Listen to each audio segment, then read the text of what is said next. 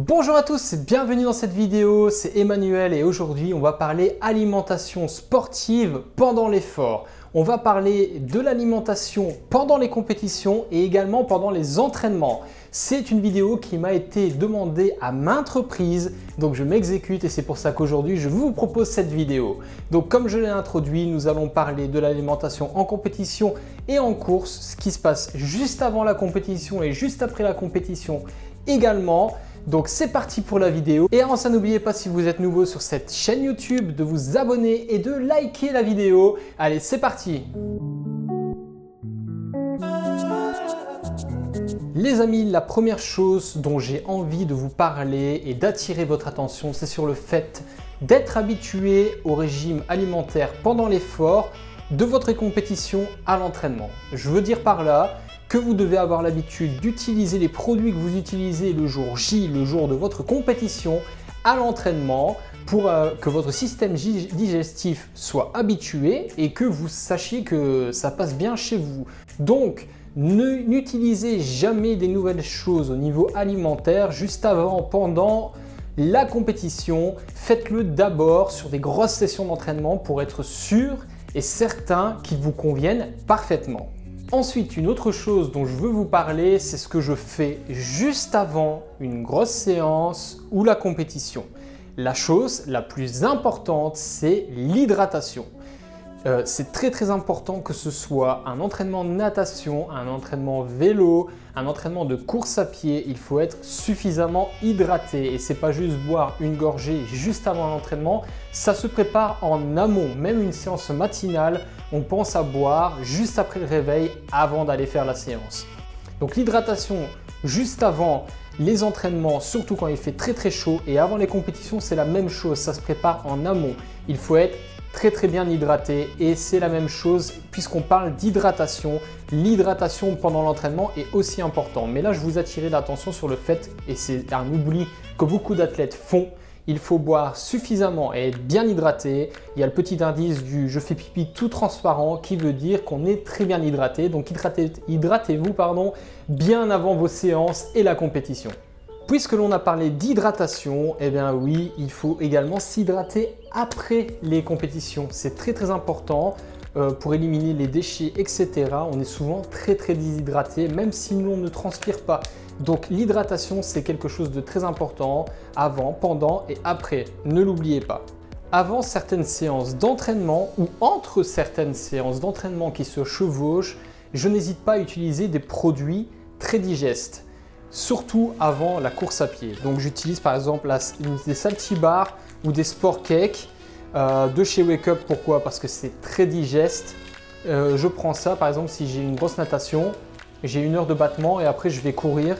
Et bien ça me permet d'avoir mes sucres, d'avoir tous mes apports, tout est dedans, je suis sûr que c'est contrôlé et je suis prêt pour l'entraînement suivant.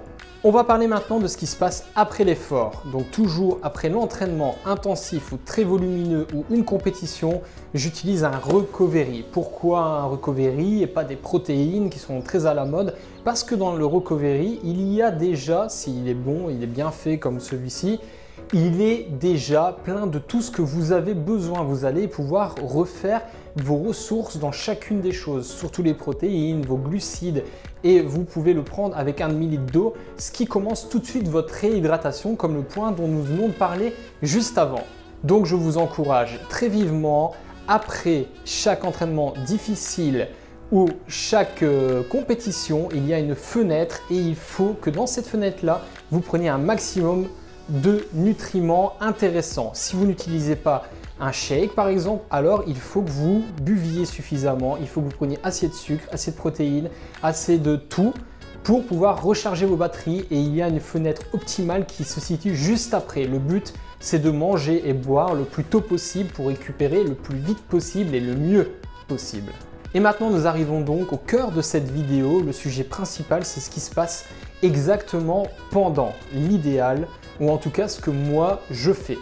Donc on va décortiquer ça un petit peu et par exemple en course à pied, eh bien si l'effort ne dépasse pas 1 heure, je ne fais rien pendant. Donc sauf s'il fait très chaud évidemment, on a parlé d'hydratation, il faut un maximum s'hydrater. On peut prendre des électrolytes en plus dans l'eau, ça va permettre d'hydrater un maximum, sinon ce n'est pas nécessaire jusqu'à 1 heure d'effort. Une fois que ma course à pied dépasse 20-24 km, là je prends avec moi de quoi au moins recharger mes sucres et me réhydrater.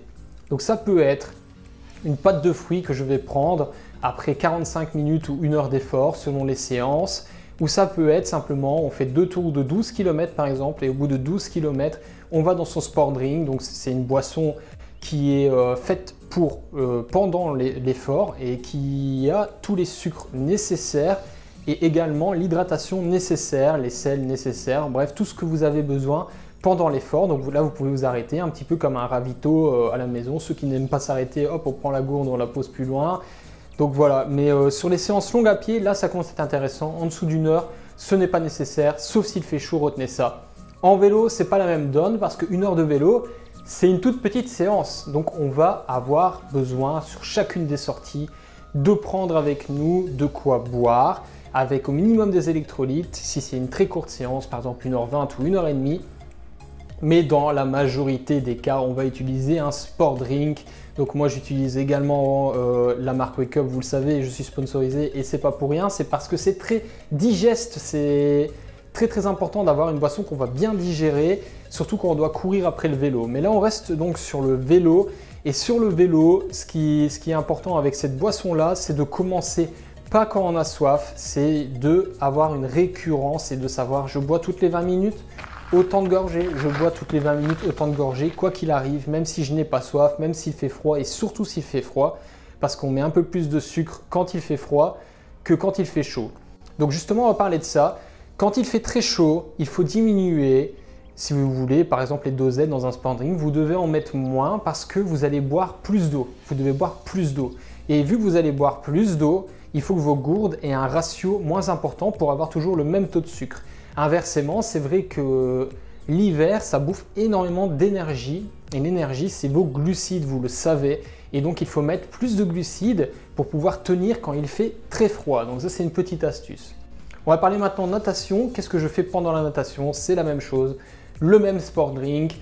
Et pareil, je bois dès la fin de l'échauffement. Je suis déjà en train de boire, même parfois au milieu de l'échauffement. Et je bois tout au long de ma séance. Une séance d'1 heure, c'est minimum un demi-litre. Et je prends une grande gourde de 750 pour les entraînements qui dépassent 4 km. Donc voilà, comme ça vous savez. Et maintenant, on va parler en compétition. C'est très important, la compétition évidemment. Et là, ça va, comme on vient d'en parler, dépendre des conditions météorologiques et également de la distance de la compétition. Parlons maintenant par exemple d'une compétition de course à pied.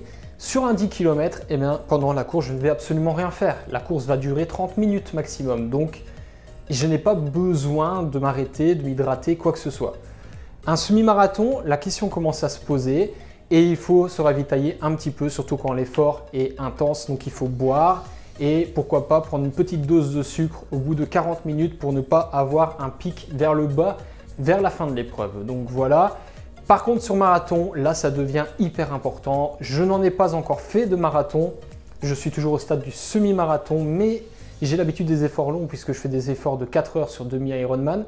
Donc sur le marathon, là, vous devez avoir un régime alimentaire pendant votre compétition très strict. Vous devez boire tous les autant de minutes. Tout ça, vous devez le calibrer à l'avance. Pareil pour vos boissons sucrées ou vos gels que vous allez emmener avec vous pour mettre en plus de l'eau. Eh bien, ça aussi, vous devez les prendre si vous avez tablé tous les 35 minutes. Il faut que tous les 35 minutes, vous preniez votre ravito. C'est très important pour tenir l'intensité tout le long et ne pas faire un pic de glycémie vers le bas.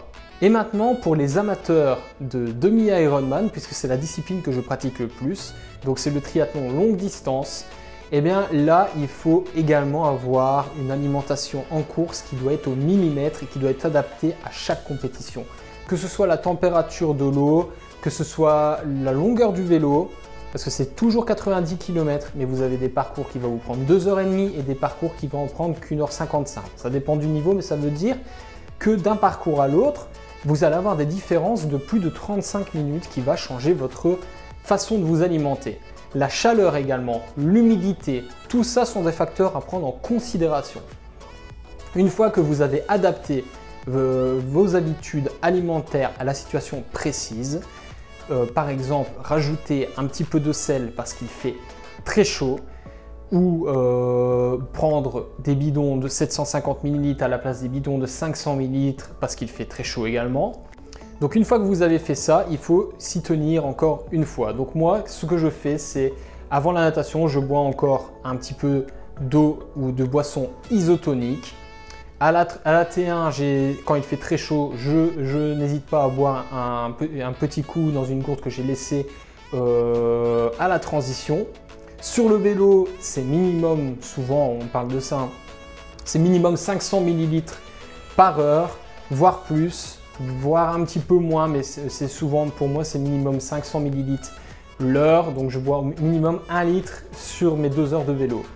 Ça peut augmenter, par exemple ici je me prépare pour une course, on est au Mexique, ici je vous fais la vidéo du Mexique, il fait très chaud, très humide, ça sera à mon avis minimum 1,5 litre sur le vélo. Quand on descend du vélo, bah là c'est la même chose, il faut s'adapter. Donc si par exemple vous avez perdu un bidon, ça arrive, ça m'est arrivé à la dernière compétition, sur le vélo, eh bien vous devez adapter, boire plus, boire moins au début de la course à pied. S'il fait très chaud ici comme au Mexique, il y a des ravitaux tous les kilomètres et il faut minimum prendre un petit peu d'eau, une petite gorgée, au moins tous les 2 km boire et tous les kilomètres se mettre de l'eau sur soi parce que là, ça sort un petit peu de l'alimentation, c'est vrai, mais ça vous permet de descendre en température et ça vous permet de continuer l'effort. Voilà. Sinon, ben, comme je le disais, quand il fait très chaud, mettez un petit peu de sel. Pensez à jouer avec les glucides pour pouvoir avoir votre taux exact. Sachez qu'il existe des moyens scientifiques de savoir quels sont vos apports pendant un effort. C'est très intéressant pour pouvoir calibrer. Donc n'hésitez pas à faire ça si vous avez des problèmes ou si vous visez des grandes courses comme par exemple Hawaï pour savoir combien de sel vous devez mettre, combien de sucre vous devez mettre. C'est très individuel. C'est pour ça que dans cette vidéo, je n'ai pas été dans le milligramme ou exactement le millilitre parce que chaque personne est différente. Donc voilà, j'espère vraiment que cette vidéo vous a plu. Comme je le disais, vous avez été nombreux à la demander. La voici, j'espère que j'ai répondu à un maximum de questions, même si c'est un sujet tellement large que c'est impossible en une vidéo, sinon ça va durer 1h30, vous allez décrocher. Donc n'hésitez pas en commentaire à poser des questions supplémentaires. Si j'ai dit une bêtise ou quoi que ce soit, n'hésitez pas à rectifier. Laissez également un petit commentaire et un pouce bleu. Et quant à moi, je vous dis à très bientôt sur une autre vidéo. Et d'ici là, sportez-vous bien!